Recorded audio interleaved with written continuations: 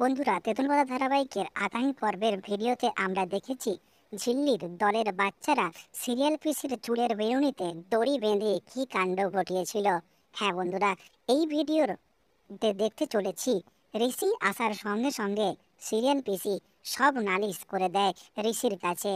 ঋষি ঝিল্লিকে ডেকে সবার সামনে অনেক বকতে থাকে এবং বাচ্চাদেরকেও অনেক বকতে থাকে এবং ঋষি শাস্তি স্বরূপ সঙ্গে সঙ্গে তাদের নিমের পাচন খাওয়াতে বাধ্য করে এবং চুপ করে সবাই নিমের পাচন খেয়েও ফেলে। কারণ ঋষি তাদের থ্রেট দেয়, না খেলে ঝিল্লিকে তাদের নতুন বাড়ি খুঁজে তাকে রেখে আসবে।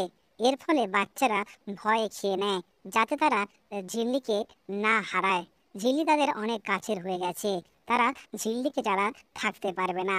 এটা ঋষি ভালোভাবে বুঝে নেয়। এই সব হওয়ার পর ঋষি সবাইকে শরীরচর্চা করানোর জন্য একটা বারান্দায় ডেকে পাঠায়। এদিকে ঋষি সবাইকে জাম্পিং জ্যাক, পুশ আপ এবং পোটবুশ করতে বলে। তো ঝিল্লি ওইসব করতে রাজি নয়। সে তার নিজের স্টাইলে এক্সারসাইজ করতে শুরু করে। সে নাচতে নাচতে হঠাৎ পড়ে যাবে, সেই সময় ঋষি তার হাত ধরে ফেলে এবং তারা একে অপরের কাছাকাছি চলে আসে। হ্যাঁ বন্ধুরা, এরপরেই কি ঋষি আর ঝিল্লির মধ্যে একটা প্রেমের সম্পর্ক শুরু হবে তা জানতে হলে অবশ্যই ভিডিওটি শেষ পর্যন্ত দেখতে হবে। ঋষি অনেকক্ষণ ঝিল্লিকে হাত দিয়ে ধরে রাখে, তাকে ওপর থেকে নিচে পড়তে দেয় না এবং তাকে বুকে টেনে নিয়ে আঁকড়ে ধরে। এখানে একটা অনেক বড় রোমান্টিক সিনের সৃষ্টি হয় এবং বাচ্চা কাচ্চারা দেখে খুবই আনন্দিত হয় এবং ঋষি শেষ পর্যন্ত লজ্জিত হয়ে ঝিল্লিকে ছেড়ে দেয় এবং তাকে নতুন নাম দেয় এক্সপ্রেস গাড়ি। সবসময় ছটপট করে বলে।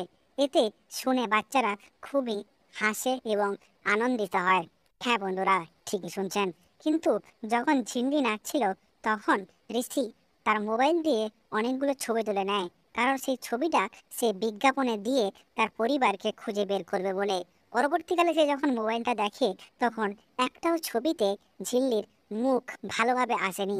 সে খুব বিপদে পড়ে যায় এবং সে ভাবতে থাকে তাহলে কিভাবে সে বিজ্ঞাপন দেবে।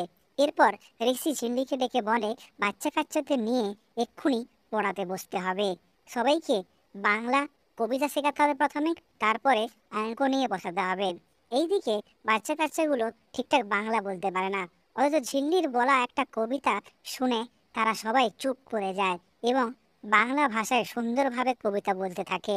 এটা দেখে ঋষি একদম অবাক হয়ে যায়। বন্ধুরা, এই ছিল আজকের পর্বের গল্প। গল্পটি ভালো লেগে থাকলে অবশ্যই লাইক করবেন। চ্যানেল প্রথম নতুন হয়ে থাকলে অবশ্যই চ্যানেলটিকে সাবস্ক্রাইব করে দেবেন।